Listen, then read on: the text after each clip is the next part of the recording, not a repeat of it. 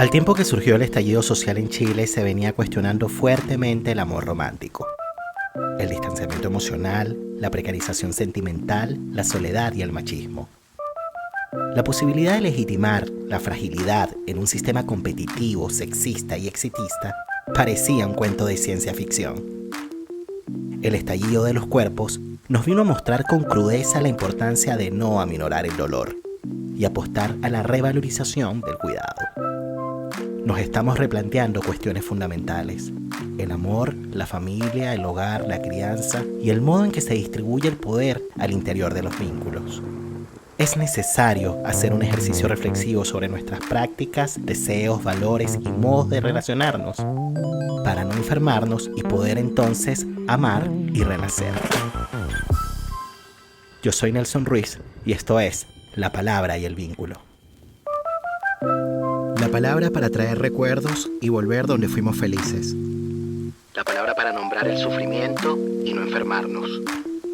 La palabra para encontrar socorro en momentos de angustia. La palabra para compartir las emociones y saber que no estamos solos. La palabra para denunciar el abuso y transformar amargas realidades. La palabra para reconocer el error y hacernos cargo de lo que decimos. La palabra para reconocernos como similares en las diferencias. La palabra para nombrar el amor y hacerlo efectivo en el vínculo. Damos la bienvenida al nuevo episodio de La Palabra y el Vínculo y estamos con unas invitadas muy especiales con el colectivo Trenza. Ellas son unas chicas que se han reunido más o menos desde hace 2 años para trabajar temas relacionados con el género y el psicoanálisis. Es un colectivo feminista conformado por Trinidad Varia, María Paz Ardito, Carolina Besoaín, Andrea Rin y Manuela Agüero. Bienvenidas, chicas, ¿cómo están? Hola Nelson, Bien. muchas gracias. Bueno, Felices de estar acá contigo. Yo muy contento también de tenerlas. En realidad soy una persona que he seguido pues de cerca el trabajo que han ido haciendo desde el momento en que se constituyeron, prácticamente desde que partió el trabajo con el colectivo Trenza, y muy agradecido pues de que estén acá. Y fíjense que una de las cosas que me motivó pues a tener una conversación con ustedes tiene que ver básicamente, bueno, con los temas que han ido tratando, ¿no? Ustedes han ido paseando por distintos temas.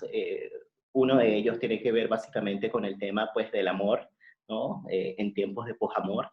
También han ido desarrollando pues, estudios, investigaciones relacionadas con el tema de las funciones parentales, de la crianza.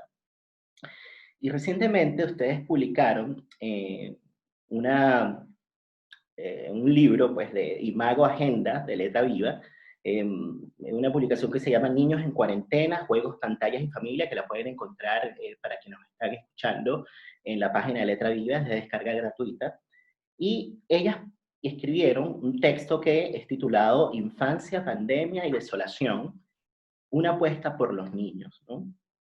Y una de las cosas que ellas decían es que la vida no está sencilla en tiempos del COVID-19. Más que análisis conclusivos o pronósticos sobre cómo será el mundo después de la pandemia, podemos hacer 2 cosas: tomar notas para pensar después y apelar a nuestras convicciones. Ellas se hacían varias preguntas, o ustedes se hacían varias preguntas, ¿no? Una tiene que ver con cómo podemos amparar a niños y niñas cuando nosotros estamos desolados, obviamente refiriéndonos a los adultos. ¿Cómo podemos sostener o restituir en alguna medida un velo para ellos cuando ha caído para nosotros? Y a mí me parecen estas unas preguntas fundamentales y que quizás pudiésemos partir por allí la conversación.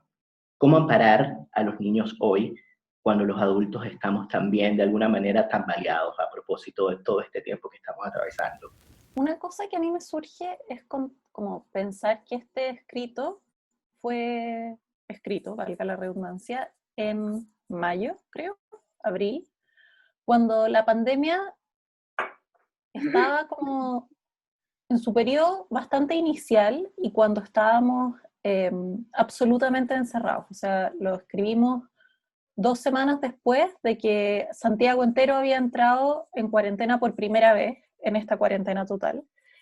Y yo creo que una de las cosas que nos pasaba en ese tiempo y que yo me pregunto, y pongo esto sobre la mesa preguntándome si hoy día seguimos sintiendo que estamos desoladas.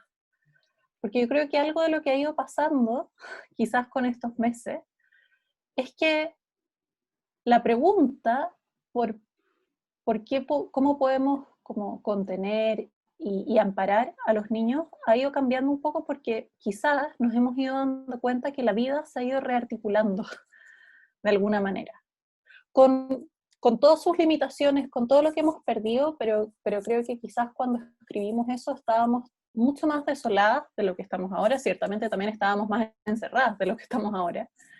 Y yo creo que algo de esa duda, de esa desolación, quizás incluso de ese escepticismo respecto del futuro, marca mucho ese escrito. También yo creo que nuestra pregunta por cómo nosotros podemos amparar a los niños en momentos de desolación tuvo que ver con que en ese entonces circulaban muchas columnas que ponían el acento en cómo esto iba a ser dramático para los niños, pero de alguna manera eliminaban un poco de la pregunta cómo esto estaba siendo dramático para los adultos también. Y entonces creo que la pregunta tuvo que ver con volver a decir,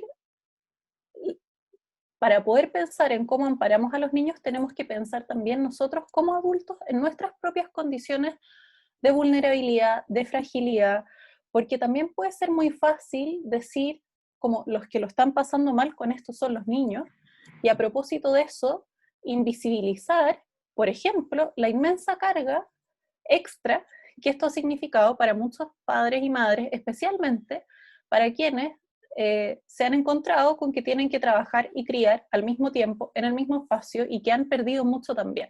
Entonces yo creo que tuvo que ver, que la pregunta tenía que ver con apostar por los niños, pero también reconociendo que apostar por los niños supone una problematización de la situación de los adultos, ¿verdad? Y como no asumir que podemos criar y amparar bajo cualquier condición. Como cuáles son las condiciones de necesidad y de posibilidad que nosotros necesitamos para poder amparar a otros. Es interesante cuando colocas en el centro pues, de la cuestión el asunto de problematizar, justamente a propósito pues, de que surgen muchos cuestionamientos, ¿no?, relacionados con lo que significa llevar adelante la tarea de la parentalidad, ¿no? Y aparecen pues siempre muchos cuestionamientos, ¿no?, de si es que estamos haciendo bien o no la pega como padres, de si lo estamos haciendo bueno o si lo estamos haciendo malo, y entramos entonces en dicotomías que terminan justamente siendo cercenantes, ¿no? Cuando hablamos de la problematización, yo creo que ampliamos un poco la mirada, ¿no?, y lo complejizamos. Y eso pues me hace pensar muchísimo en algo que justamente comentaba Janine Puyet, no necesariamente, no en el podcast en el que estuvo conmigo, sino en otra entrevista, en donde justamente hablaba acerca de eso, ¿no? Y ella decía algo así como que, claro, la gente llega a consulta preguntando si está bien o mal lo que hace con sus hijos respecto de la crianza, y eso elude las complejidades de la vida, dado que los cambios culturales y sociales han sido vertiginosos en este último tiempo. Más que hablar de si algo está bien o mal, hay que hablar de problemas. El tema difícil es lograr establecer un diálogo entre los padres e hijos, sabiendo que los hijos conocen cosas que los padres no saben. Uno de los desafíos de la crianza es que los padres aprendan también de los valores de los hijos. Y aquí entramos en un punto que me parece que es como controversial y que se relaciona un poquito con algo que ustedes mencionaban en algún punto pues, de ese mismo texto, relacionado con estos hijos que se convierten en una especie como que de tiranos o como amos, ¿no? Entonces, ¿cuál es la línea delgada, ¿no?, que divide o que separa de pronto quizás la voz de un hijo, ¿no?, que se pone, digamos, y se hace sentir, o se hace valer de pronto a propósito de lo que piensa, y cuando de pronto nos pasamos de tejo y nos vamos a otro lado y de pronto aparece pues la voz de un hijo que se impone, ¿no?, y que quizás cierra las posibilidades de un diálogo con el padre. Sí, me acuerdo que eso lo planteamos y lo escribimos en uno de los encuentros que tuvimos en Buenos Aires, que hablábamos en ese tiempo de estas como parentalidades reactivas, porque yo creo que es un tremendo punto y una línea muy delgada, como tú dices, Nelson, porque sabemos todos que que a la infancia hay que darle voz y hay que poder escucharla y que hay que poder hacer algo de los síntomas también y de los modos y de los distintos lenguajes de la infancia, algo audible. Pero también pensábamos nosotros en ese tiempo, me acuerdo, fue hace harto tiempo, pero en ese escrito pensábamos a propósito de qué ha pasado ahí, en estas lógicas también de darle voz a la infancia y del protagonismo infantil, que yo creo que son tremendos temas en los que hay deuda todavía, ¿no? Pero uno puede también encontrarse en la clínica con que a veces los hijos, o que la relación de los hijos, de los padres a los hijos, tiene hartos elementos de mucha sujeción también, ¿no? Como que los hijos estuvieran de algún modo, y yo creo que ahí hay elementos epocales, el modo en que se relacionan, o sea, como de pronto se van como consumiendo ciertos discursos, más que problematizando ciertos discursos, en donde uno puede ver que los hijos están como en un lugar muy, muy particular y muy nuevo y muy distinto respecto de los lugares que ocupaban antes. A veces un poco sobresubjetivados, a veces con mucho, los padres con mucha angustia ante la posibilidad de que los hijos y las hijas vivan frustraciones o experiencias dolorosas. Entonces ahí ha ocurrido algo un poco sintomático, ¿no? Que es como que hay una, eso es lo que yo pienso, ¿no? Que hay como una especie de parentalidad reactiva, reactiva que de alguna manera no es una elaboración, sino que es una reacción a otra cosa, donde lo que aparece es por así decir, una parentalidad que intenta como renegar o borrar toda una dimensión de la infancia y de la experiencia de crecer, que efectivamente implica, bueno, a veces pasarlo mal, estar triste, y eso en el entendido de que cuando estos padres que somos un poco ahora nosotros, yo pienso que es una generación ahora, en el entendido de que uno lo pasó mal, o de que hubo ciertas cosas en las que quizás los padres fallaron, qué sé yo. Entonces, claro, están estos cambios que yo creo que son súper importantes de poder leerlos, porque obviamente un niño y una niña no son lo mismo en una época y otra. O sea, la noción de niño y niña ha ido cambiando, y antes los niños no eran, bueno, estaban esto que decíamos, ¿no? En la mesa del pellejo, ahora los niños a veces eligen los menús de las casas y a veces se sientan en la cabecera y eligen lo que se hace un fin de semana. Yo creo que hay algo ahí muy sintomático respecto de cómo se está desplegando y cómo se están viviendo las parentalidades contemporáneas. Sabes que a propósito de las personas que nos escuchan, que muchos de ellos no necesariamente están relacionados con el mundo de la psicología o del psicoanálisis, quizás detenernos un poquito en esta palabra que utilizaste, Manuela, y de lo que significa un niño sobresubjetivado, ¿no? ¿Qué es esto de un niño sobresubjetivado? ¿A qué nos referimos cuando hablamos de eso? Yo tengo mi propia historia con esa palabra, que es que, pero es personal. Pero lo personal es político. Yo llevé a mi hijo al psicólogo en un momento, y nuestro psicólogo, bueno, García nos dijo, no, aquí voy a trabajar con ustedes, con los papás. Y él nos dijo, cuidado con la sobresubjetivación, como que algo pasaba y que nosotros estábamos, pareciera ahí como pensando y sobrepensando mucho. Y eso también tiene un efecto. Yo creo que eso también es algo muy epocal y también es algo que tiene que ver con cómo ahora se sabe mucho de los niños, esta mirada así un poco como de transparentar todos los procesos, la psiconeurología, de qué pasa si yo le digo que no y a qué edad lo puedo hacer dormir.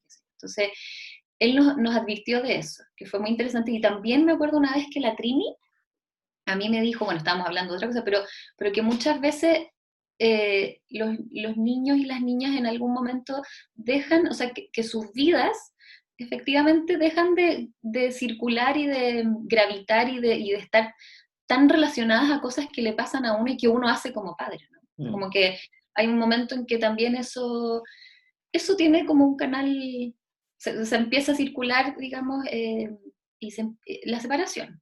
Pero esa sobresubjetivación yo creo que es algo también muy, muy epocal. Y es complejo, ¿no? Porque por un lado los niños y niñas tienen voz y a veces no la tienen, y uno podría pensar que o sea, no sé, esta ciudad está muy poco pensada para los niños y niñas, o sea, hay un montón de temas ahí pendientes, pero al mismo tiempo creo que ahí hay algo sintomático de sobresubjetivarlos. Yo creo que la pandemia, en ese sentido, ha sido, no sabría si positiva o negativa, pero ha iluminado este fenómeno de que la sobrepaternalización también es nociva, o sea que para los niños estar en su casa 24/7 con los papás es angustioso. Y para los papás también, ¿no? Como estar con los niños. Eso por un lado, y lo otro que me parece que ha sido interesante en términos de crianza de la pandemia, bueno, un montón de cosas, es que no existe la posibilidad de una crianza sin dolor, sin conflicto y sin daño. Y si uno como padre se propone que el hijo no sufra en nada, probablemente va a sufrir un poco más, pero además la vida se va a encargar de que va a hacer lo propio, ¿no? Entonces, por ejemplo, ya tenemos toda una generación de niños pandémicos, ¿no? Niños que nacieron en pandemia, no sé, pues mi hija más chica alcanzó a ir un día al colegio, un día, su primer día de colegio y nunca más. Entonces, bueno, ya tenemos niños que han pasado por distintos conflictos que no sabemos si son sufrimientos, no, eso lo va a decir el tiempo. Y lo otro que me parece súper interesante de lo que plantea la Manu, ¿no? Esta sobresubjetivización, donde todo lo que hace un niño significa algo, entonces finalmente es muy inhibitorio, ¿no? Como durmió mal una noche, no, es que estaba... Bueno, no, lo que un poco conversábamos con la Manu por esto de la crianza de nuestros mismos hijos, ¿no? No todo lo que hace un niño está referido a sus padres, y eso queda muy... Hay un libro de la Amelino Tom que se llama El sabotaje amoroso, y que es hermoso en ese sentido, o la película Florida, ¿cómo se llama la película? The Florida Project. The Florida Project, ¿no? Como todo este mundo que los niños viven al margen de los adultos, y que es un mundo de mucha hostilidad y agresividad también, ¿no? Como también la película puede ser El Señor de las Moscas, estos niños que llegan solos a una isla y arman todo un cuento, todo como una especie de régimen, ¿no? Bien violento también. O sea, la violencia, la agresividad, el dolor, el duelo, también son partes de la infancia. Y cuando los adultos tratamos de borrar todo esto, lo que hacemos es que nos destituimos en nuestras funciones parentales, ¿no? Dejamos de funcionar como padres. Y ahí empieza una serie de sintomatología. Igual yo creo que es súper importante pensar esto de la sobresubjetivación de los hijos, también en el contexto de inmensa exigencia y poco apoyo que tienen muchas veces los padres. Porque en el fondo quizás uno podría permitirse fallar más como padre si supiera que hay un cierto como andamiaje y un soporte institucional en que si uno falla, hay algo que está detrás de uno, ¿verdad? Que uno tiene espalda, por decirlo así. Y creo que a propósito de todo lo que se ha descrito de los procesos de individualización social, ¿verdad? Que en parte en lo que impactan es que cada persona se siente inmensamente responsable de su propia existencia. Claro, quizás, o sea, yo no tengo hijos, pero pienso que muchas veces los papás se sienten tan demandados a no fallar en nada a sus hijos, porque si no son ellos, ¿quiénes? ¿Verdad? Entonces creo que también es interesante pensar que en el fondo lo que ocurre entre padres e hijos en la intimidad de los hogares también tiene mucho que ver con nuestra situación social y cultural más amplia, ¿verdad? Y con cosas como contemporáneas y a nivel mundial, pero también con las particularidades que tiene nuestra sociedad chilena actual, ¿verdad? Con nuestra historia reciente, con nuestros desafíos actuales, porque si no también es como decir, y aquí yo creo que también es importante que nosotras como psicólogas podamos hacer alguna crítica a cuál ha sido el rol de la psicología en esta quizás sobresubjetivación de los niños, ¿verdad? O sea, como en la medida que se sabe más, también a mí me parece que ese saber no necesariamente siempre se traduce en habilitar a los padres para que puedan usar ese saber de una manera que les sirva en la experiencia de relación singular con sus hijos, sino más bien como algo en lo que se sienten continuamente el debe. Entonces es como, no, es que no mi guagua no tuve cuna de colecho, entonces atroz. O tuvo un parto difícil, entonces no me lo pudieron poner en el pecho apenas nació, entonces no voy a tener apego. Y es como, son cosas que uno dice aquí como que hay algo que está fallando seriamente en la transmisión del saber psicológico y en la manera en que se difunde de alguna manera, ¿verdad? Porque, o Sí, sea, no es como que uno puede o no tener apego, puede tener distintos tipos de apego, mejores, peores, más conflictuados, lo que sea, pero no es que no vas a tener apego porque no te pusieron a tu guagua en el pecho cuando nació. claro. Y bueno, esto es algo que ustedes mencionaban en este mismo artículo, decían en algún punto que justamente los manuales para padres y la proliferación de saberes en nombre de un supuesto método científico ha ido progresivamente desautorizando, ¿no?, a los padres mismos y destituyendo justamente los ejercicios de palabra y que este cambio muestra un efecto de una ruptura del lazo entre los padres contemporáneos y sus propios referentes familiares, ¿no? Y quizás relacionando esto un poco como con lo que venían diciendo, ¿no? Como cada época va creando, digamos, distintas maneras, ¿no? De ser padres y cómo estas condiciones epocales van de alguna manera articulándose con determinantes también políticos, sociales, culturales, etcétera.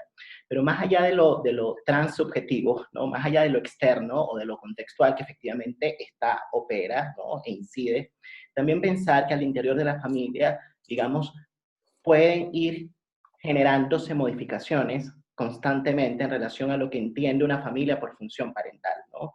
Y de qué manera quizás ir justamente reacoplándose, redefiniendo, repensando y probando, ¿no?, intentando otra manera, pues, de ser padres, ¿no? Y justamente a propósito, pues, de cómo las necesidades, los hijos van cambiando, de cómo las exigencias, pues, van siendo otras, ¿no? A lo que voy es que básicamente se trata de repensar, pues, la función parental desde un lugar no fijo, ¿no? Como algo no dado, ¿no? Como algo que puede ir moviéndose, ¿no? Y lo mismo también, digamos, el lugar del hijo mismo, ¿no? Eh, pero para eso se necesitan algunas condiciones. Algo tiene que pasar a nivel familiar, ¿no? Y por ahí Trinidad decía algo así como que, bueno, que la pandemia ha ido corriendo el velo de lo que pasaba en la esfera de lo íntimo, ¿no? O en el mundo de la intimidad. Y bueno, a mí me parece que una de las cosas justamente que ha ido como quizás como mostrando pues este tema de, pues, de la cuarentena y de lo que significa convivir todos los días y tener algunos espacios como de pliegue o pliegues de separación, es justamente la importancia de la diferenciación, ¿no? Que los distintos miembros de una familia puedan discriminarse al interior de un conjunto, ¿no? Que hayan lugares para los padres, lugares para los hijos, y eso ha sido muy difícil de sostener, de mantener en este tiempo, justamente por razones obvias, ¿no?, en las que nos encontramos. Entonces, me parece que hay algo que tiene que pasar, ¿no? Algo que tiene que pasar como para que la palabra, tanto de los padres como de los hijos, tenga un lugar, como para que al mismo tiempo se conserven algunos espacios, ¿no? Algo, digamos, que tenga que ver del mundo de los adultos, que permanezca en el mundo de los adultos, y cuestiones que son del mundo de los hijos, que permanezcan en el mundo de los niños, ¿no? Desde ese punto de vista, ¿qué piensan ustedes, ¿no?, en relación a las condiciones de posibilidad, justamente como para que una familia logre encontrarse, tener momentos justamente de diálogo, de conversación, y desde allí puedan redefinir sus funciones, pero también para que se puedan conservar los espacios individuales también de esos distintos miembros que conforman esa familia? Fíjate que yo estaba escuchándote y pensaba que probablemente una de las cosas que nos ha enseñado esta pandemia, a propósito de tu pregunta también, es que es la sensación de que la familia no basta, ¿no? De que necesitamos otras cosas, ¿no? Y que por lo tanto los padres no bastan, ¿no? Y yo pensaba a propósito de la función parental, digamos, lo interesante que es pensar eso, ¿no? Una parentalidad que se sepa insuficiente, ¿no? Que sepa que no va a bastar, ¿no? Y que de alguna manera pueda tolerar también esa incertidumbre, ¿no? Esa incertidumbre que en esta época, digamos, a propósito de este nuevo amo de época que es la ciencia, ¿no?, se ha puesto muy del lado del saber, ¿no? Como si tuviéramos que saber hacer todas las cosas, ¿no? Y yo creo que lo que esta pandemia nos ha puesto encima, ¿no?, y nos ha develado, digamos, de manera bien radical, es que no tenemos ideas de muchas cosas, ¿no?, que no sabemos. Y que no saber no significa tampoco que vayamos a ir a la catombe, ¿no? O a la catástrofe, ¿sí? Que es un poco también lo que nosotros tratábamos de decir en el texto, ¿no? A propósito de apostar por la infancia, ¿sí? Es decir, ok, estamos en un momento difícil, de crisis, ¿no? Pero eso no significa que vamos a estar todos traumatizados, no solamente porque la pandemia la vivimos de manera, en condiciones y que son súper heterogéneas, ¿no? De acuerdo a cada familia, sino también porque de alguna manera hay una apuesta ética nuestra, ¿no? A propósito de creer en, bueno, en algo que el psicoanálisis también, digamos, que Freud descubrió y que me parece que es un aporte como sustancial ético, ¿no es cierto?, a la aproximación a la subjetividad, y es que somos activos, ¿no? Y que los niños son en independencia, ¿no?, de sus padres, no son solo un producto, ¿no?, de lo que los padres puedan hacer bien o mal, ¿no?, sino que tienen su propia existencia, son su propia alteridad, ¿no?, y que ellos también van a poder entonces, o van a ir viendo, ir sabiendo, inventar, ¿no?, crear, encontrar grietas, ¿no? Por eso nosotros hablábamos, no solo creo que en este y en otro texto también, esta idea de dejar espacios, ¿no?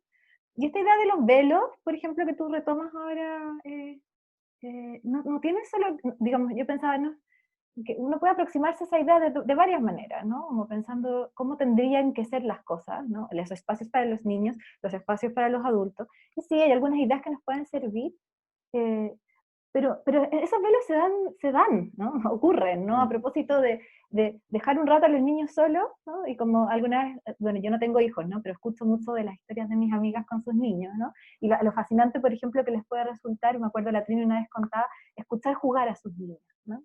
Escuchar jugar a sus niñas cuando creen que nadie las está escuchando, ¿no? Eh, y para eso no hay, o sea, basta un rincón, ¿no? Entonces, yo pensaría que hay algo importante que sostener a propósito de esta convicción que tú señalabas que con la que nosotros partimos el texto, ¿no? Que es una postura ética que nos parece que ha sido súper importante de sostener además en la clínica de pandemia, ¿sí? Porque justamente eso que también es apelar a eso que nos ha hecho, a ese, digamos, a esa condición de lo humano, ¿no?, que también nos ha hecho seguir vivos, ¿no?, que es el deseo de seguir vivos, ¿sí? Y por eso tanto énfasis hemos puesto nosotros en nuestros escritos a que más que encontrar fórmulas perfectas, se trata de dejar espacios para que circule el deseo, ¿no? Y para que entonces vaya cada sujeto, desde su propia singularidad, encontrando fórmulas, sus fórmulas, ¿no? Por cierto que necesita, y en eso estamos adherimos, digamos, a que eso necesita de ciertas condiciones, ¿no?, políticas, sociales, y por eso para nosotros fue tan importante en algún momento situar esta pandemia en el contexto del estallido social, ¿no? Porque de alguna manera estamos en un momento en el que en Chile estamos discutiendo, ¿no?, sobre cuál es ese pacto sobre el cual estamos sostenidos, ¿no? Pero nosotros en ese sentido tenemos una ética, o nos parece importante poder, y que el psicoanálisis nos ofrece, digamos, una ética para enfrentar estas situaciones de incertidumbre que es fundamental, ¿sí? Y que nos ayuda a abrir espacios para la circulación del deseo, que finalmente, ¿qué es eso? Es abrir espacios para que la vida encuentre su camino, ¿no? Es muy interesante esta distinción que hiciste, Carolina, que fue muy sutil, pero me parece que es como fundamental porque, bueno, entender al hijo como un sujeto, otro, como una alteridad, por ahí decías también, y no como un producto. Y fíjate que ahí se deslizó algo que me parece que es muy potente, justamente de cómo de pronto, y bueno, y ahí yo creo que para quienes nos escuchan, aparece de pronto de manera como palpable, ¿no? El ejemplo de cómo un modelo neoliberal no tiene que ver solamente con un sistema económico o con un modelo económico, sino que también de alguna manera pues determina pues la manera que tenemos de entender pues el mundo, las relaciones y las cosas, ¿no? Que también determinan nuestra subjetividad, ¿no? Y cuando pensamos que un hijo es un producto, ahí es donde no admitimos fallas. Lo mismo pasa, digamos, con los adultos, ¿no? Entonces, yo creo que pensarnos como sujetos es justamente pensarnos desde el error, ¿no? Pensarnos desde la falla. Y yo pienso que, bueno, hay un capítulo, mientras hablaba de esto, me acordaba de un capítulo del libro de Constanza Michelson, de Hasta que valga la pena vivir, ¿no? Y uno de los primeros capítulos se llama El error nos salvará, justamente, ¿no? Haciendo alusión a esto que estás mencionando, Carolina. Y claramente no hay fórmulas, ¿no? No hay fórmulas, tú ahí has relevado, digamos, la importancia del deseo, ¿no? Como algo que más o menos quizás nos va a ir dando como una brújula, que nos va a servir de brújula, que nos va a ir quizás orientando. Y quizás si articulamos el tema del deseo con el tema del vínculo, ahí se aparece, digamos, algo como mágico, por llamarlo de alguna manera. Porque, claro, efectivamente, y quizás volviendo a Janine en esta conversación, que se las recomiendo para quienes nos están escuchando, porque es una entrevista que le hicieron específicamente en donde se hablaron estos temas, ¿no? De lo que significan, pues, de cuáles son los desafíos de la crianza en el siglo XXI. Y ella mencionaba un poco esto que decía Carolina Besoain, ¿no? Que no existe un saber previo, no existen fórmulas, hay un ir sabiendo juntos, hay un ir sabiendo juntos. Y esto yo creo que es como para mí clave, ¿no? Como hay algo que se va a ir produciendo, hay algo que se va a ir generando, y hay algo que se va a ir generando justamente desde lo vincular, pero en la medida en que los vínculos, las relaciones, le den justamente un espacio pues a los deseos singulares, ¿no? Algo tiene que pasar allí, y es por eso que estamos siendo quizás, como dicen acá en Chile, un poquito majaderos con el tema, un poco como para que se pueda de alguna manera pues entender la importancia que tienen, digamos, la articulación de estas dos cosas, ¿no? El deseo singular y el tema de lo vincular, ¿no? ¿Cuáles son las condiciones, digamos, en las que estamos con nuestras familias? ¿Cuáles son las condiciones en las que estamos con nuestras parejas, amigos, compañeros de trabajo? ¿Cómo son esas relaciones, ¿no? ¿Cómo son esos vínculos? Y si es que son vínculos que de alguna manera le dan un espacio o no, pues a algo de lo propio, ¿no? Y si algo de lo propio tiene digamos, un asidero o no, o cae, pues o no, en el mundo vincular, ¿no? Así que no hay un saber previo, hay un ir sabiendo juntos. Pero para llegar a eso es necesario escucharse, salirse de la imposición de un sentido, bien sea colocado por los padres o los hijos mismos, ¿no? Pasando a otro tema, una de las cosas que ustedes han ido desarrollando es el tema, digamos, relacionado con lo que sucede pues, en la intimidad de la pareja, con lo que sucede con el amor. Y por allá en agosto del 2019, un poco antes del estallido social, organizaron un evento que titularon La escucha clínica en tiempos de posamor, dilemas y tensiones en la posición analítica. Y bueno, este fue un evento en donde al mismo tiempo pues sirvió como para dar a conocer lo que era el colectivo Trenza, se estaban presentando, digamos, en el espacio público. Y tuvieron también como invitado a Luciano Lutero, que recuerdo que hizo comentarios a algunos de los trabajos que ustedes hicieron, que eran relacionados con experiencias clínicas. Y bueno, quizás recordando un poquito ese momento, ¿no? Y el tiempo, ¿no? En el que se dio, porque fíjense que después de esa actividad, después de ese evento, vino el lanzamiento del libro de Tamara Tenenbaum, titulado El fin del amor, Querer y coger, y este lanzamiento se hizo un día antes del estallido social, ¿no? Y es curioso, ¿no? Cómo las cosas se van de alguna manera dando, ¿no? El tiempo en el que pensaban el posamor vino el estallido, como que si fuesen cosas que estuviesen relacionadas, ¿no? No sé si pudiésemos de pronto pensarlo desde allí, ¿no? ¿Cómo lo ven?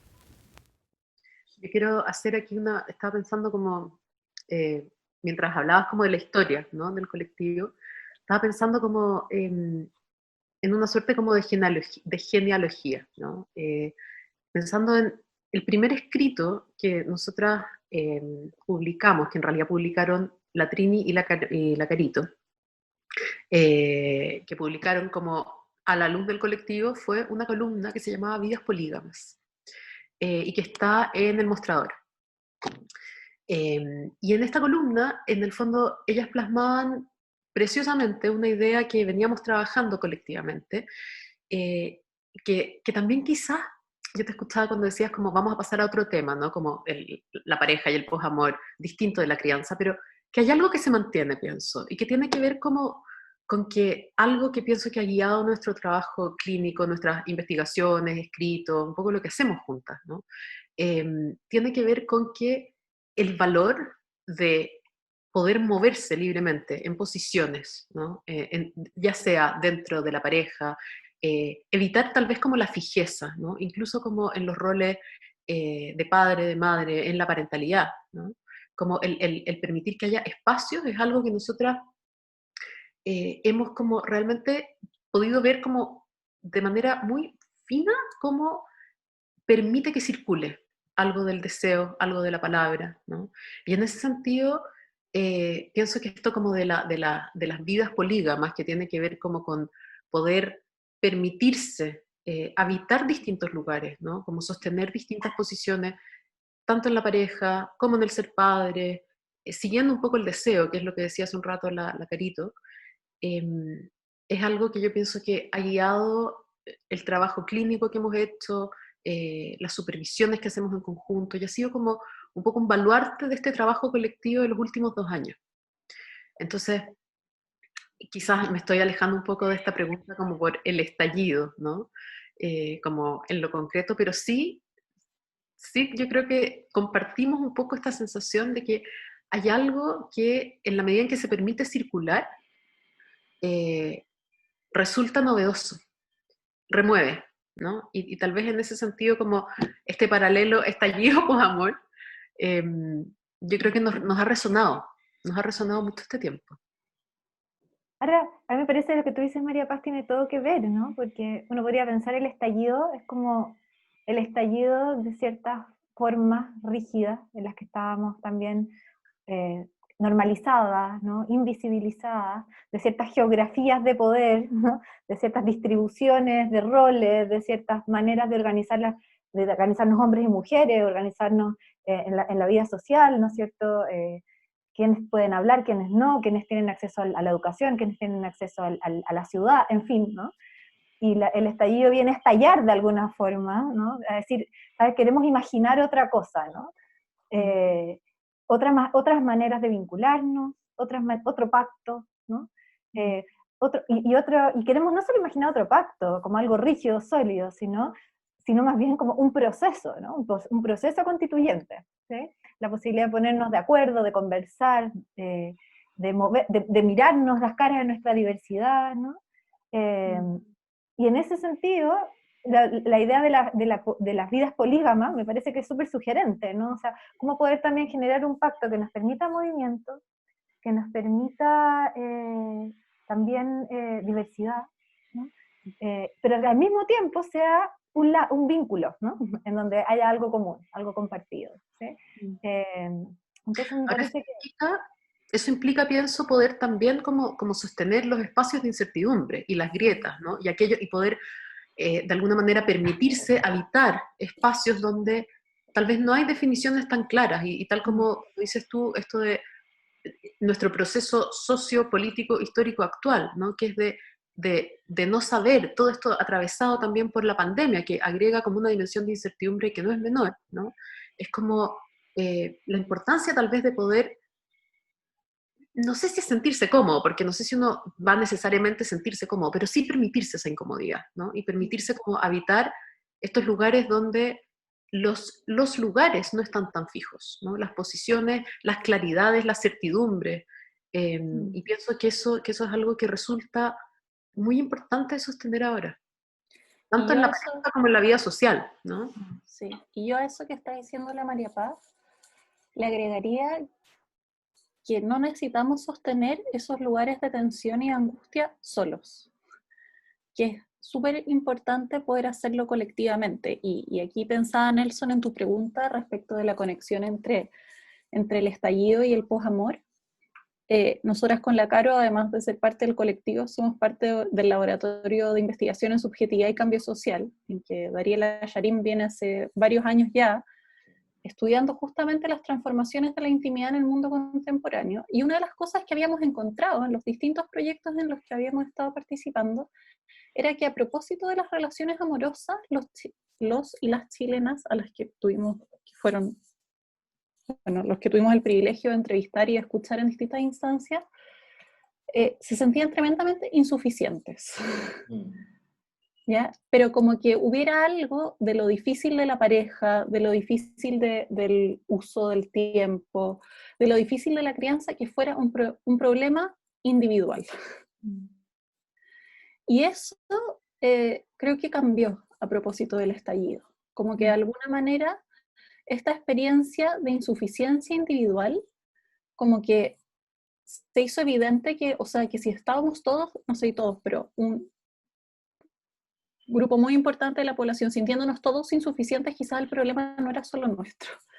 Quizás también tenía que ver como con la organización social, con el modelo en el cual estábamos viviendo, y algo de eso yo creo que ha sido súper potente a propósito del estallido y a propósito de la pandemia también, de que creo que se ha vuelto a poner como en el centro de la conversación el tema de lo colectivo y de la potencia de lo colectivo, y de cómo si queremos y esperamos poder hacer cambios, no los vamos a hacer puertas cerradas solamente. O sea, bacán que haya cambios que se den a puertas cerradas, pero que también necesitamos modificaciones que tengan que ver con las condiciones estructurales, ¿verdad? Con cambios más profundos respecto de cómo se organiza la vida social. Porque finalmente la pareja muchas veces, y a propósito de esto del posamor, termina siendo como una manifestación micro de cómo se organizan las relaciones de poder, que también da cuenta del nivel macro. Es muy bonito que la intimidad es un concepto como pivote, de alguna manera, entre lo singular y lo social. Y en ese sentido, no podemos pensar como que el posamor y las dificultades en las relaciones de pareja no tienen nada que ver con el mundo social. No es un problema de a dos, ¿verdad? Porque justamente las relaciones de género se construyen en un contexto contingente, socioculturalmente, marcado por ciertas herencias, ¿verdad? Entonces, yo creo que, tal como tú decías, o sea, el posamor y la pandemia y el estallido van así súper de la mano, en términos de cómo comprendemos la subjetividad contemporánea. Sí, a ver, es algo así como me hiciste recordar muchísimo la conversación que tuve con Ana María Fernández en el podcast, y justamente a propósito pues de lo que hablábamos, ¿no? De la articulación entre los grandes poderes, ¿no? Entre el Estado, el capitalismo y el patriarcado. Y cuando hablamos del fin del amor, para quienes nos escuchan, no nos estamos refiriendo a que se acabó el amor, no. Nos estamos refiriendo específicamente a que se acabó una manera de entender el amor, ¿no? Y específicamente al entender el amor romántico, ¿no? Y eso parece que es algo que ha estado, digamos, cuestionándose fuertemente en este último tiempo, y es por eso que hablamos ahora del tiempo del posamor, justamente haciendo alusión a ese punto, ¿no? Y en un escrito, ¿no? En donde ustedes hablaban de este tema, que titularon Amor Romántico y Vidas Polígamas, que yo no sé si es el mismo al que te estás refiriendo tú, María. Yo creo que este es uno anterior, que vino después. Este es del 13 de febrero de 2020, y lo que publicaron en la revista digital Artefacto. Y decían al inicio: el amor romántico duele, sobre todo a las mujeres. Es un sistema de sujeción en el que encontrar pareja, varón, se constituye para las mujeres en el principal proyecto de vida, ¿no? Pero se hacían una pregunta interesante, ¿no? Y que tiene que ver básicamente con que pareciera que las nuevas configuraciones amorosas igual tampoco alcanzaran, como que hay algo que es muy propio del humano que siempre va a pasar, ¿no? Y parece que hay un punto, digamos, relacionado como con la angustia, digamos, de pronto con la disconformidad, que es ineludible, independientemente del arreglo, ¿no? Ahora, decían que en tiempos de poliamor y de identidades deconstruidas, ¿no? A propósito del tiempo feminista que estamos también atravesando, personas de diverso género y orientación sexual seguimos sufriendo.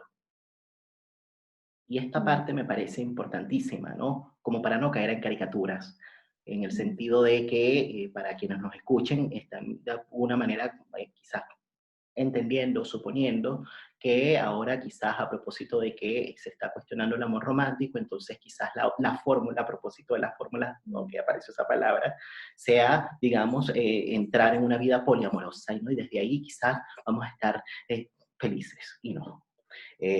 ¿Cómo comprender el padecimiento de amar y desear en tiempos de feminismo? Esa es una pregunta que ustedes se hacían y que se las devuelvo, ¿no? ¿Cómo comprender el padecimiento de amar y desear en tiempos del feminismo? sabiendo que justamente el fin del amor romántico no es el fin del amor, sino una invitación a una ética, a preguntarnos cómo vamos a sostener vínculos afectivos en tiempos de incertidumbre y cambio. Miren, yo quiero traer un poema de Carmelo Iribarren, que es un poeta vasco, que él era, ¿cómo se dice? Los que, barman en un así sucucho chico, y desde su esquina de barman escuchaba todas estas historias y escribía. Y tiene un poema que se llama Lo difícil, y que dice: enamorarse es fácil, uno puede enamorarse sin demasiado esfuerzo varias veces al día. A nada, que se lo proponga y que mueva un poco por ahí. Y si es verano, ni te cuento. Enamorarse no tiene mayor mérito. Lo realmente difícil, no conozco ningún caso, es salir entero de una historia de amor. Y bueno, y a propósito de esto que tú decías, como los hijos como producto, entonces por lo tanto que no pueden fallar en un sistema neoliberal, la pareja también es un producto, ¿no? Y el post-amor no solamente tiene que ver con un amor que ya no se fundamenta en los pilares del amor romántico, porque yo creo que además, como nosotros trabajamos desde el psicoanálisis, los voluntarismos muchas veces no tienen efectos, no funcionan, ¿no? Y uno puede entender, leer, como deconstruirse, entre comillas, y seguir teniendo fantasías de ser la princesa rescatada, por muy feminista que uno sea, ¿no? Entonces, además, aparece este sufrimiento de no estoy de acuerdo con lo que pienso. Entonces, yo creo que se suman varias capas, ¿no? Porque el inconsciente no es precisamente feminista. Y eso, y por ahí lo que se propone en general en estos escritos que nosotros desarrollamos es tolerar las contradicciones, ¿no?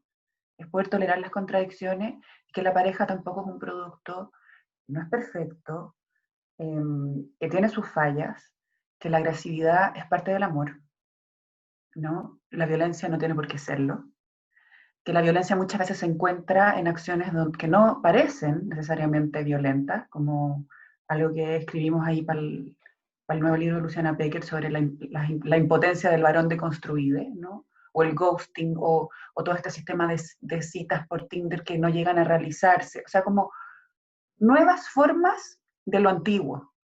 Entonces que tampoco tenemos que como graduarnos del amor romántico y decir, ya salimos de las relaciones violentas, ya salimos, porque quizá hay nuevas formas de lo mismo, ¿no? Y quizá, son preguntas, ¿no? Pero mientras queramos salir enteros de cualquier vínculo, no solo de una pareja, mientras queramos que el vincularnos con el otro profundamente no nos cambie, no nos atraviese, o no nos duela en algún sentido, no que no nos violente, ¿ah? Que no nos castres de alguna forma. Claro, que no, sin perder algo, para hacerle espacio a ese otro. Entonces vamos a estar continuamente sufriendo y probablemente violentando a ese otro también, ¿no? De forma quizás más inconsciente. Entonces, nosotras hacemos supervisiones internas una vez a la semana, y para una supervisión, y bueno, y también hicimos un ciclo de supervisiones como con mega supervisores que son psicoanalistas chilenos que han sido marcadores en nuestra historia. Acabamos de terminar ese ciclo, y para una de esas supervisiones leímos un texto de la Anne Dufourmantel, que es una analista francesa, que está en Caso de Amor, ¿sí? Y ella decía que no hay forma de desembarazarse del amor, que nacemos ligados al otro como los alpinistas, como los escaladores, ¿no? Y que eso implica necesariamente a tolerar esa dependencia, que es tan difícil en este modelo, ¿no? Donde ráscate con tus propias uñas, y eso, como dice la Andre, va atravesando la pareja, y va generando también de repente demandas a la pareja que son imposibles. Entonces, cuando nosotros hablamos de las vidas polígamas, lo que pensamos es poder ir satisfaciendo esos deseos en distintas áreas de la vida, y poder ir erotizando distintas áreas de la vida también, como no sobredemandar a la pareja. A mí me parece que también es un poco lo que nos ha pasado aquí dentro del colectivo. Nosotras nos hemos erotizado muchísimo las unas con las otras y con este trabajo. El líbido. La libido, sí. Amar y trabajar. Y la vitalización también, porque en el fondo es un erotismo que de alguna manera cae en lo vitalizante y en lo excitante que pueden ser distintos ámbitos de la vida, y como bien dice la Trini, que la pareja no tenga que dar abasto para todo, ¿no? Como tampoco es algo que quizás sirva pedirle exclusivamente a la pareja, No como pedirle llenar peras, todas las áreas. ¿Cómo? no pedirle todas las peras al mismo olmo. O sea, como Pedirle todas las peras al mismo olmo y saber que siempre lo que está atravesando es el exceso y la pérdida, ¿no? Que en el fondo, pensando, o sea, nosotras nos ubicamos desde el psicoanálisis, el modelo edípico de atravesar atravesar el Edipo, digamos, es saber que el amor incluye excesos y que incluye pérdidas, ¿no? Y que de alguna manera eso es algo que se traslada a la vida, como a la vida misma. Entonces, quizás algo de lo post-romántico tiene que ver con entender que en la pareja también hay algo caído, ¿no? Que hay algo que no es que vaya a dar respuesta a todo, a todas las demandas, que no todos los deseos necesariamente, ni el erotismo, como decía la Trini, van a pasar por un único vínculo, ¿no? Que quizás, y pensándolo como en esta lógica neoliberal, quizás también tiene que ver como con una exigencia tan grande que se le pone a la pareja y al otro.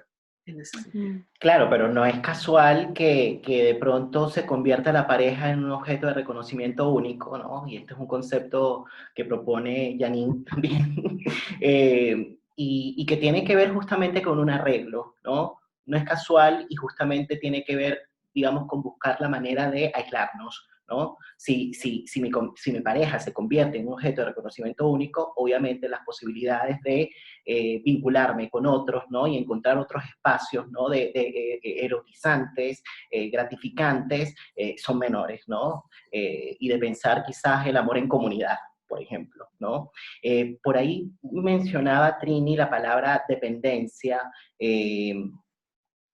y esa palabra yo creo que es como importante también de rescatar, porque es una palabra bueno, que a propósito quizás también del modelo, ¿no? Neoliberal, yo no sé si solo el modelo neoliberal, quizás a propósito de muchas otras cosas, ¿no? Ha sido desestimada, devaluada, en fin, ¿no? Y claro, ahí hacías una diferenciación muy sutil, ¿no? Entre agresividad y violencia, ¿no? Como la agresividad como algo constitutivo, pues, del amor, que está también, y de pronto diferenciar eso de otras cuestiones que de pronto pueden ser, pues, arrasantes, ¿no? O fatales, ¿no? Para una relación o para una persona misma, ¿no? Y me hiciste recordar algo que menciona Irene Meller en su libro Recomenzar, Amor y Poder después del divorcio, que es un libro muy interesante porque justamente, bueno, trata estas cuestiones, ¿no? Que estamos hablando. Y ella, a propósito de Jessica Benjamin, propone que la dominación y la sumisión, que justamente es un poco lo que se ha ido cuestionando a propósito, por ejemplo, del amor romántico, ¿no? Que genera este tipo de relación, de dominación-sumisión, sería el resultado de un quiebre de una tensión necesaria entre autoafirmación y reconocimiento, ¿no? Y yo creo que esto, aunque suene muy pretencioso, ¿no? A nivel intelectual, sería interesante llevarlo, trasladarlo, pues, a la vida cotidiana. Porque la autoafirmación tiene que ver justamente con darle un espacio, con darle lugar, pues, a lo singular, a los deseos, y el reconocimiento tiene que ver justamente con darle lugar al otro también a la vez. O sea, algo de esa tensión tendría que sostenerse como para que se puedan dar o para que se puedan conformar configuraciones amorosas que sean respetuosas, en donde haya placer, en donde circule el erotismo, pero también donde tenga lugar el respeto, ¿no? El respeto de la subjetividad del otro. Y justamente decía Irene Meller que la dominación es un intento de negar la dependencia, ¿no? Yo diría más bien quizás la interdependencia, ¿no? Y mientras que la sumisión es una identificación con el amo, que daría cuenta justamente del deseo, pues, de poder. Y ahora pienso yo que es algo que de alguna manera, pues, redondea esto que estamos hablando, justamente porque independientemente del arreglo que sea, si es que estás en pareja, si es que estás con otro y son tres y que son cuatro y felices los cuatro, pues sale Maluma. Independientemente del arreglo, darle un lugar, pues, a cuestiones que tendrían que ser como transversales, independientemente de la configuración amorosa que sea, ¿no? Y yo creo que esto nos permite justamente salirnos a veces quizás también del prejuicio, ¿no? Que a veces desde cierta mirada de, qué sé yo, se puede quizás enjuiciar o cuestionar o criticar algunos arreglos que de pronto quizás a uno de pronto no les acomode, pero que a lo mejor quizás son incluso más respetuosos de lo que uno pudiese estar llevando en un modelo tradicional de pareja, ¿no? Habría que verlo, ¿no? Son cuestiones que no están zanjadas, son cuestiones que están experimentándose, ¿no? Creándose. Y yo pienso justamente a propósito de lo que ha ido estallando, ¿no? En este último tiempo. Este podcast se llama La Palabra y el Vínculo justamente como para rendir tributo, rendir homenaje pues a las relaciones que para nosotros son significativas, que son importantes. Y fíjense que bueno, que ustedes han ido conformando un colectivo que tiene más o menos 2 años, decíamos, y que evidentemente se han ido apoyando, acompañando en distintos momentos, ¿no? En momentos también difíciles, ¿no? En la época del estallido, en la época de la pandemia, y aún así, de alguna forma, como han logrado sostener, ¿no? Cierta armonía, ¿no? Y eso a mí me parece que es un logro subjetivo, una conquista. ¿Cómo ha sido para ustedes ser parte de este colectivo, lo que significa para ustedes esto, y cómo inició y por qué trenzas? ¿Quieres una declaración de amor pública? Como bien concretamente partimos con la necesidad de acompañarnos en el oficio de la clínica, ¿no? Es acompañarnos y supervisarnos, y partió como un grupo clínico un poco, ¿no? Como primero éramos un grupo donde la intención era desde de hecho no nos conocíamos todas, yo no conocía por ejemplo a la Carito y a la Andre, que son ahora una de mis mejores amigas.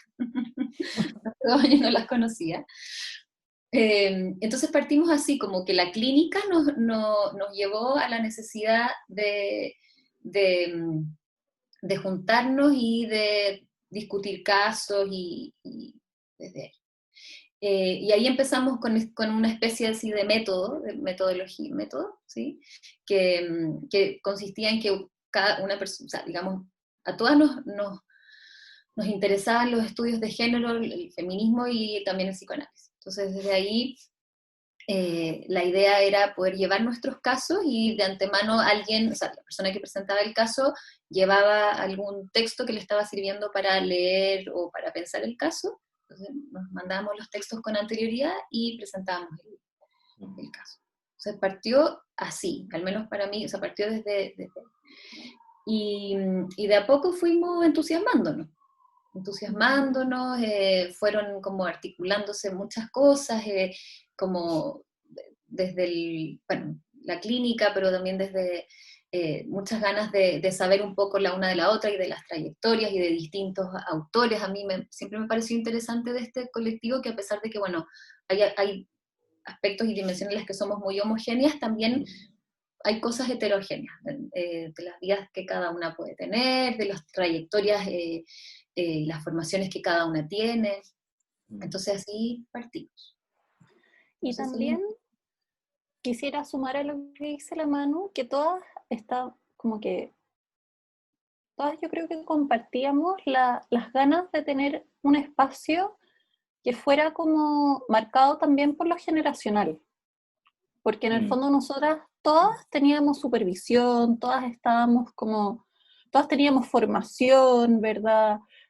Y como que todas hemos tenido como maestros y maestras en distintos momentos de nuestras trayectorias, pero también teníamos la necesidad como un poco de autorizarnos a pensar, después de una cierta trayectoria en que no nos sentíamos ni tan novatas, ni obviamente tan senior, pero que pensábamos que había algo de nuestra configuración como generacional respecto de las problemáticas contemporáneas. Y por eso también, cuando hicimos como el lanzamiento del colectivo, lo titulamos como la escucha clínica en tiempos del posamor, porque en el fondo lo que nosotros queríamos también investigar a través de nuestra supervisión y de nuestros encuentros tiene que ver con nuestra propia escucha, como las mujeres que somos desde nuestra posición implicada como terapeutas.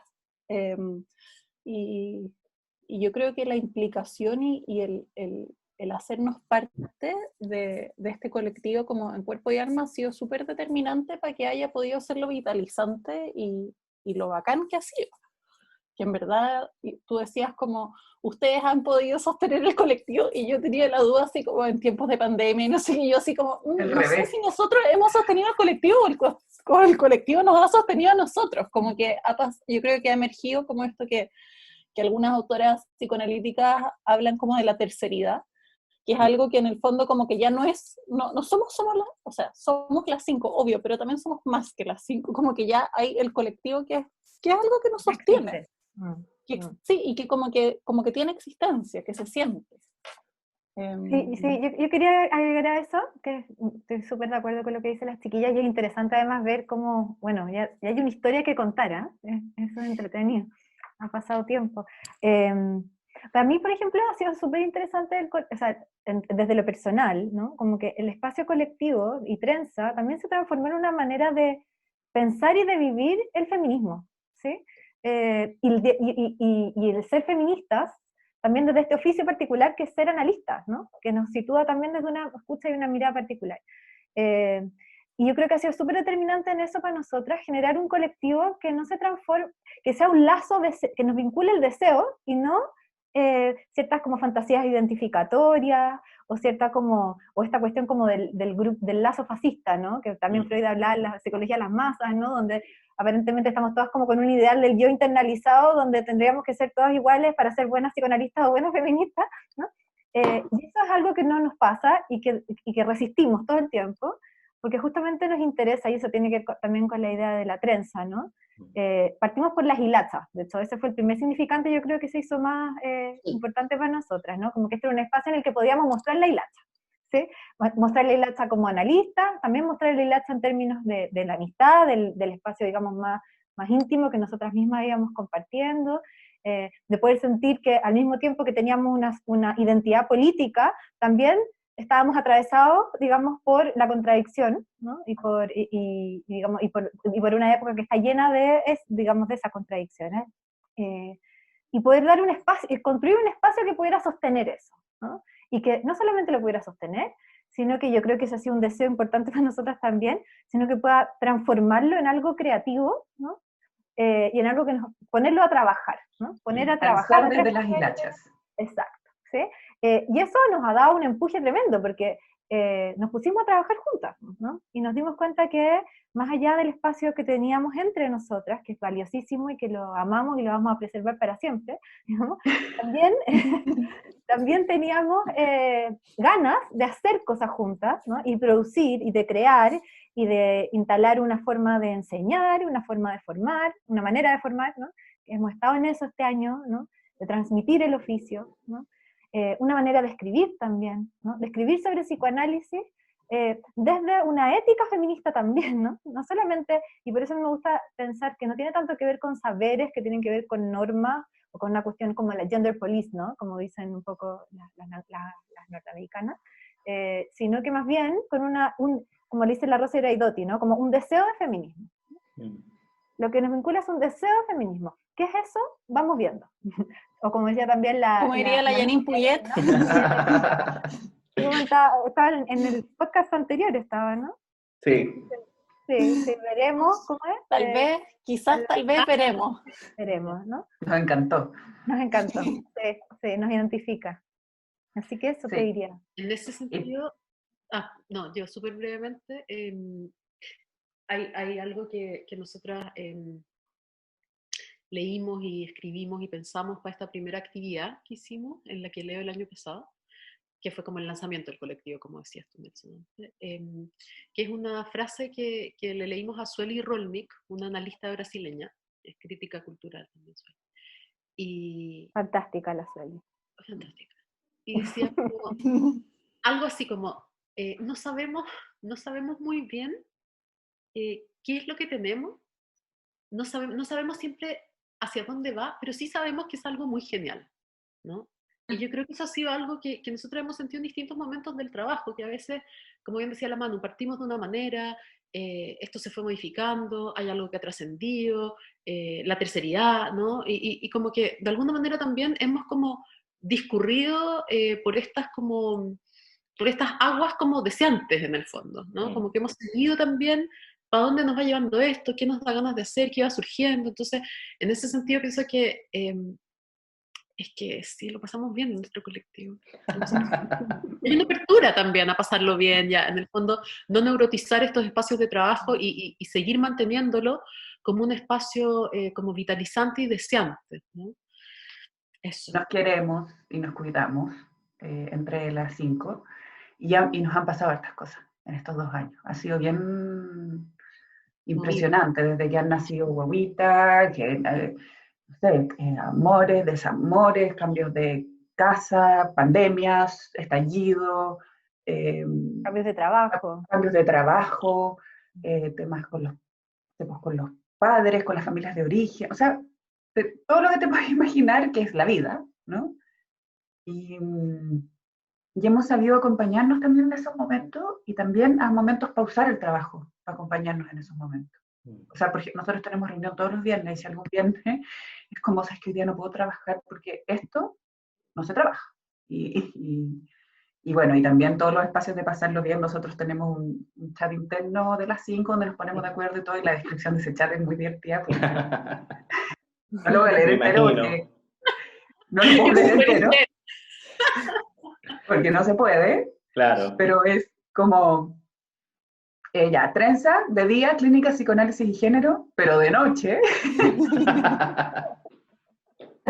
artes adivinatorias y amor e hilachas y comer y trabajo, pero poco. Y la verdad es que trabajamos muchísimo, pero de todo lo demás también hay muchísimo. El año pasado me fui a ver el tarot y como que en un minuto una de mis preguntas era por trenza. Y como que no me acuerdo qué carta apareció, pero me dijo así como, está bueno esto. Y yo le dije, sí, y me dijo así como, cuéntame más, y yo le expliqué un poco de qué se trata, y me dijo, o sea que el colectivo se trata de hacer hermoso lo difícil. Y fue como que, en verdad, a mí me hizo mucho sentido, y yo creo que nos ha ido haciendo sentido después en distintos momentos a cada una de nosotras. Así que ha sido como para mí, al menos en ese entonces, fue una bonita definición. Bueno, chicas, en realidad muy contento de haberlas tenido hoy. Para mí ha sido un gusto y bueno, como decía al inicio pues, de la entrevista, hoy siento que perdí la virginidad haciendo una entrevista grupal para el podcast, así que qué rico que haya sido con ustedes. Con 5, Con 5. Justamente, Sí. justamente, estuve hoy con 5 chicas, guapísimas e inteligentes también. Y bueno, como que pienso que efectivamente es distinto cuando se arma, digamos, una conversación grupal, ¿no? Una conversación como esta, ¿no? En colectivo. Y qué bonito nombre, ¿no? Escogieron para su colectivo, Trenza, porque yo pienso que justamente es algo que ustedes decían por allí en uno de sus textos, ¿no? Nos constituye una multiplicidad de deseos, alojarlos, trenzarlos, supone una complejidad. Puede darse de forma creativa, puede darse de forma placentera o sofocante. Y yo pienso que esto es algo que hay que ir justamente pensando, digamos, en la vida misma, ¿no? En las distintas relaciones que tengamos, ¿no? ¿Qué tipo de trenza, ¿no? ¿Qué tipo de trenzado se ha ido dando a nivel vincular, ¿no? Con esas personas que para nosotros son significativas y en qué medida quizás esas trenzas pueden o no desanudarse, revisarse y si es que aparece una hilacha, darle un espacio a la hilacha y ver de qué manera se puede recomponer o no. Bueno, son cuestiones que siempre van a ir habiendo preguntas, ¿no? Y es una palabra muy interesante porque es una metáfora que describe mucho, pues, lo que son las relaciones. Muchísimas gracias, chicas, por estar hoy con nosotros en La Palabra y el Vínculo. Y bueno, de esta manera damos la despedida, pues, de este nuevo episodio de La Palabra y el Vínculo, que hoy nos acompañó, pues, el colectivo Trenza. Y bueno, nos estamos viendo más adelante. Chao. Gracias, Elsa. Muchas gracias. Gracias.